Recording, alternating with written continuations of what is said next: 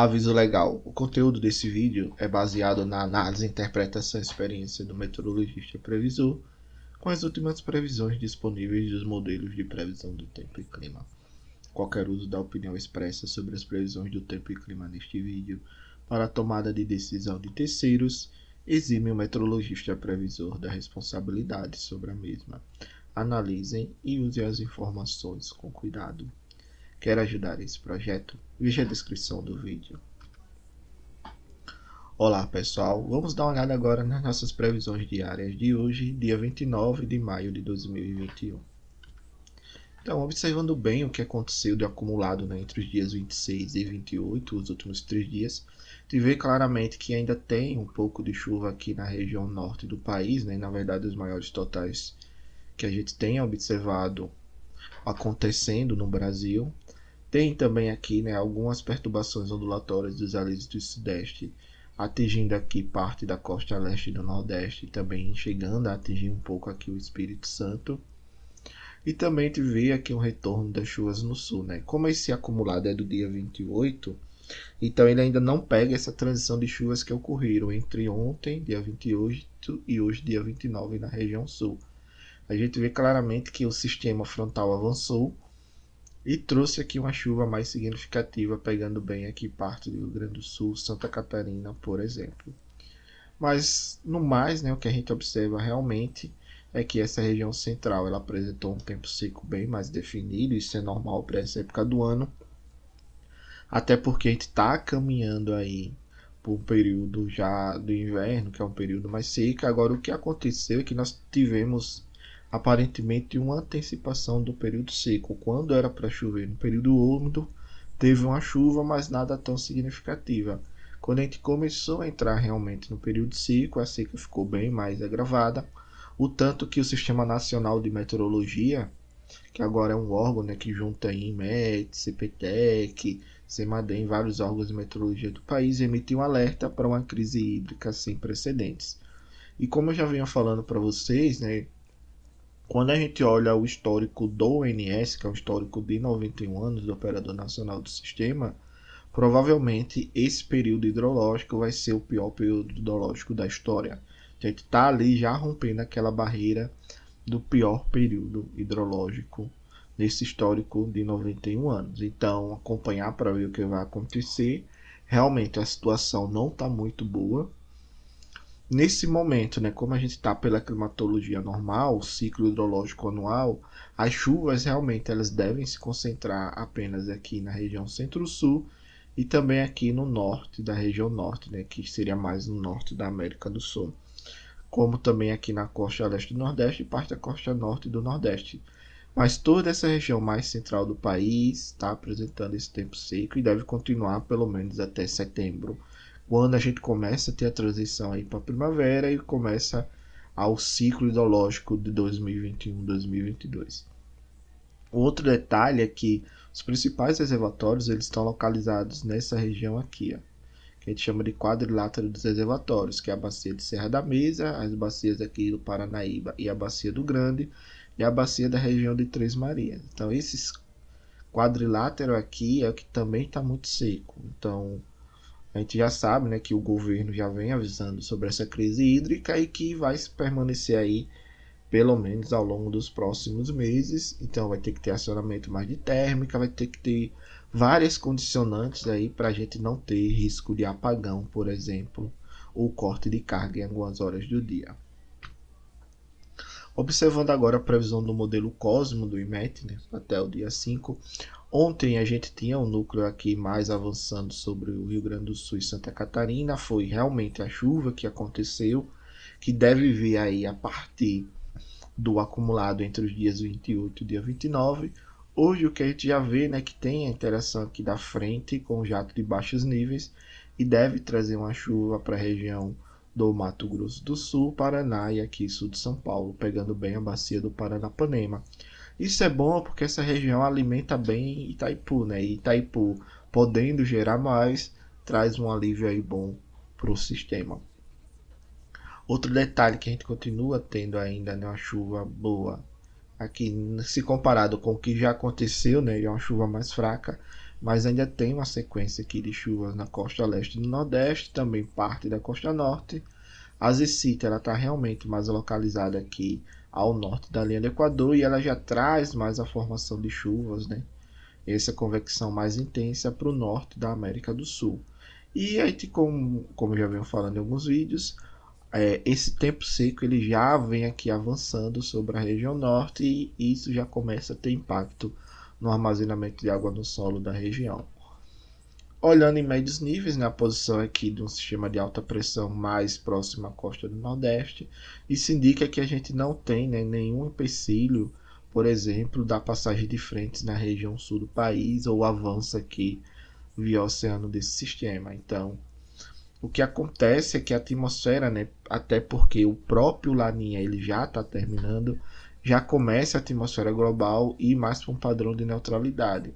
E isso mostra claramente que a gente deve ter dois núcleos bem distintos de chuva, um mais localizado na região centro-sul e outro localizado aqui mais na região norte da América do Sul. Isso é normal acontecer essa época do ano em períodos de neutralidade.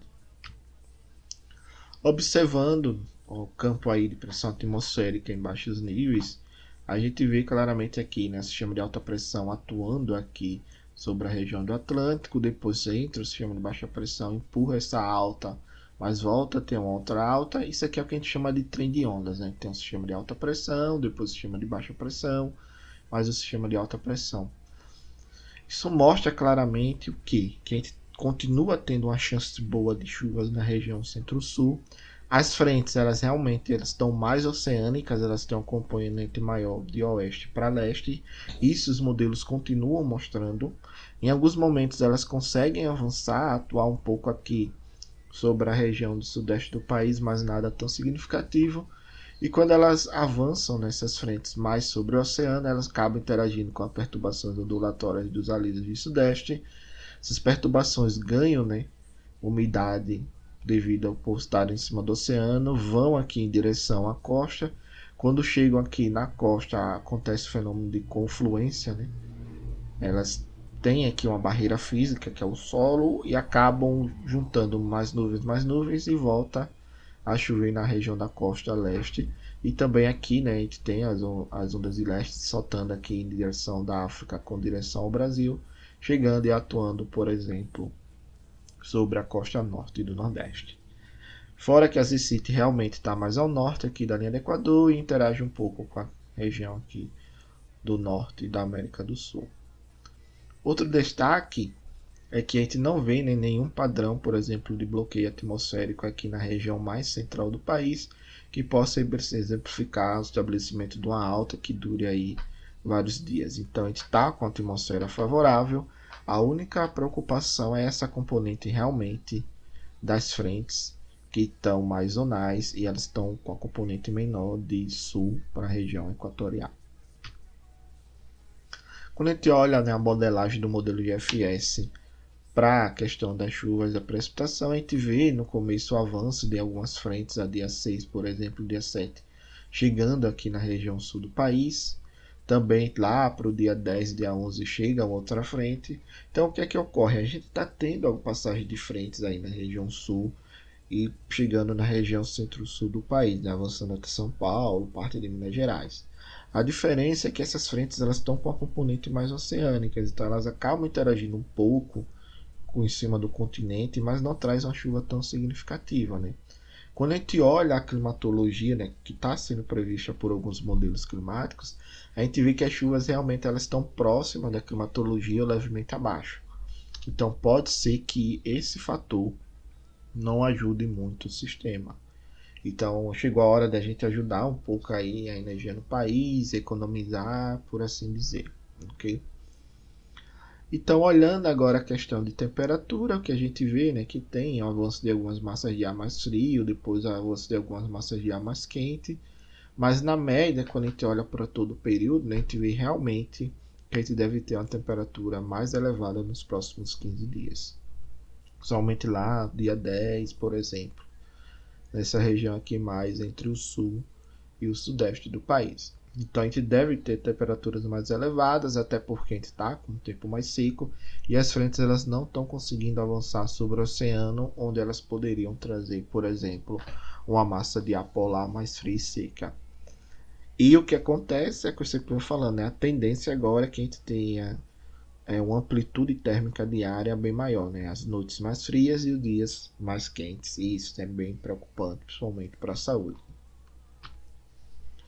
Olhando a questão agora de armazenamento de água no solo, a gente observa que tem, né, uma leve manutenção em algumas regiões aqui no centro-sul do país, né, avança aqui também sobre a costa da região sudeste, a costa do nordeste também, região mais ao norte apresentando praticamente a manutenção, mas o que a gente nota é que começa a ter um avanço desse tempo mais seco em direção realmente à região norte do país, que é normal de se acontecer essa época do ano, quando a gente tem uma atmosfera mais neutra, a gente já não tem tanta interferência do fenômeno El Niño ou Laninha, por exemplo.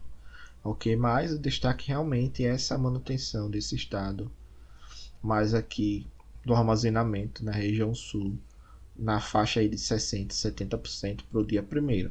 Pode ser que a sequência, né, de frentes que venham façam com que realmente a gente tenha uma boa elevação desse armazenamento, por exemplo, como também uma melhoria das vazões na região sul do país. Observando os modelos que o ONS trabalha, a gente vê que os três modelos mostram um padrão bem semelhantes, com chuvas aqui na região centro-sul, na costa leste e norte do nordeste, como também aqui mais ao norte da América do Sul. Então, a tendência é que com o avanço, né, dos dias, o modelo ETA 40 e o GEFS fiquem mais parecido com o modelo SMWF, como eu sempre falo. E se você observar, né, a previsão com a chuva observada dos últimos 30 dias, você vai perceber que a chuva prevista do modelo SMWF ficou realmente mais parecido com o que foi observado ao longo dos dias. Então, a tendência é que nós tenhamos para os próximos 10 dias um cenário bem parecido com o que o modelo SMWF está mostrando. O que é bom, porque vai reduzir bem, né, essa questão dessa seca mais na região sul. Porém, se a gente não tiver uma continuação dessa sequência de chuvas ao longo do mês de junho, a gente só vai ter aí uma leve melhora, mas nada tão significativo. Ok? Obrigado, pessoal, pela participação. Paz e bem.